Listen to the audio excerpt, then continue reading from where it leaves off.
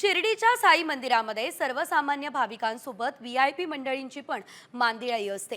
पण या व्हीआयपी दर्शन कॉमस्कोर नुसार आता isakal.com आहे देशातील नंबर 1 ची मराठी न्यूज वेबसाईट. प्रत्येक अपडेटसाठी isakal.com ला नक्की भेट द्या. त्यामुळे सामान्य भाविकांना त्रास सहन करावा लागतो.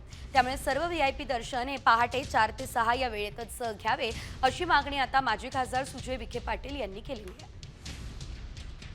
जे व्हीआयपी आहेत, जे पासद्वारे पैसे देऊन दर्शन केले जातात, तर जसं तिरुपतीमध्ये आपण कधीही व्हीआयपी पास जर काढला तर त्याला आपल्याला दर्शनाची वेळ ही निश्चित पहाटे 4 ते सकाळी 6 पर्यंतच केलेली आहे. दिवसभरात कधीही तिरुपतीला व्हीआयपी दर्शनाचं पास मिळत नाही.